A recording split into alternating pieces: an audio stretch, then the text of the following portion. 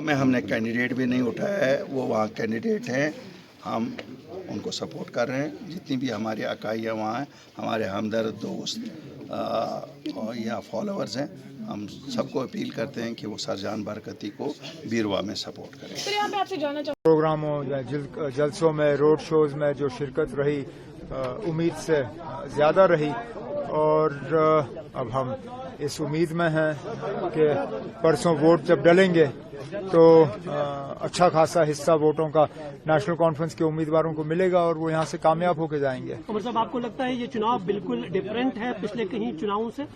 अब किस लिहाज से डिफरेंट नहीं है ना। अब पहले चुनाव है यूटी के हैसियत से, पहले चुनाव है जिसमें लद्दाख का हिस्सा नहीं है, पहले चुनाव है जिसमें कि 5 अगस्त 2019 के तमाम जो हमारे साथ धोखे हुए उनके बाद, तो हर लिहाज से मैं आज इस इलेक्शन में वो तंजीमें हिस्सा ले रही हैं जिन्होंने इलेक्शन से दूर रहने का फैसला किया था पिछले 30-35 साल।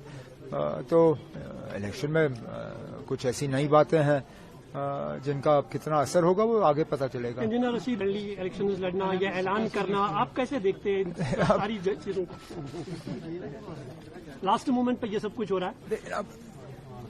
तार इनकी कहीं और जुड़ी हुई है, इशारा इनको कहीं और से आता है, जहां से इशारा आता है उस इशारे पे ये नाचते हैं।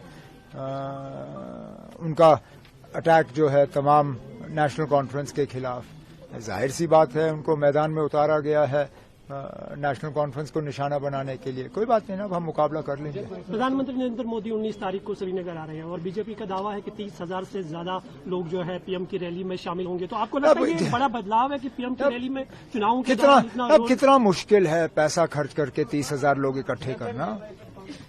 इतना मुश्किल नहीं है ना। अब आप पैसा, इससे पहले भी वजीर आजम साहब ने सरकारी मुलाजिम तमाम जमा करके रैली को खिताब किया। अब मुझे रैली मत दिखाइए ना, मुझे वोट दिखाइए। बीजेपी कश्मीर वादी से एक सीट जीत के दे, फिर हम बात करेंगे। रैली तो ना कोई भी कर सकता है। यहाँ तो अगर कोई और पार्टी भी पैसा खर्चाए, वो कहीं ना कहीं से बेचारे इन डेली वेजरों को, वाकियों को जमा करके जलसे में ला सकते हैं, लेकिन वो वोट में तब्दील नहीं होगा। मुझे नहीं लगता 30,000 वोट बीजेपी को मिलेंगे। होम मिनिस्टर और पीएम अक्सर जो है डायनेस्टी रूल की बात करते हैं, खासकर उनके पास और कुछ बेचने के लिए है नहीं। जिन्होंने 5 साल, 6 साल, 10 साल जम्मू कश्मीर के लोगों को कुछ नहीं दिया, उनके पास खानदानी राज के अलावा और कुछ बोलने के लिए है नहीं। अगर उन्होंने यहाँ जम्मू कश्मीर के लोगों को कुछ दिया होता, वो अपना रिपोर्ट कार्ड लोगों के सामने पेश करते। जब रिपोर्ट कार्ड में फेल लिखा हुआ है तो उनको कहीं ना कहीं लोगों का दिल बहलाने के लिए कुछ तो बात करनी है। तो ठीक है, उसमें वो हमें याद करते हैं, कम से कम याद तो करते हैं, अच्छी बात है। और जमात इस्लामी मिलकर इलेक्शन लड़ने जा रहे हैं, उस पर आपकी इलेक्शन जाना चाहते हैं? मैंने भी कोशिश की थी, जो हम जैसी पार्टीज है, जो सेक्युलर पार्टीज है, जो पीएचडी बनी थी, मैंने कोशिश की थी हम लोग इकट्ठे चले, मगर बदकिस्मती से नेशनल कॉन्फ्रेंस को अच्छा नहीं लगा, क्योंकि कुर्सी की हवस इतनी ज्यादा है। उन्होंने सोचा अगर हम कुछ सीटें किसी और को देंगे तो कहीं हमारा जो कुर्सी हाथ से न निकल जाए।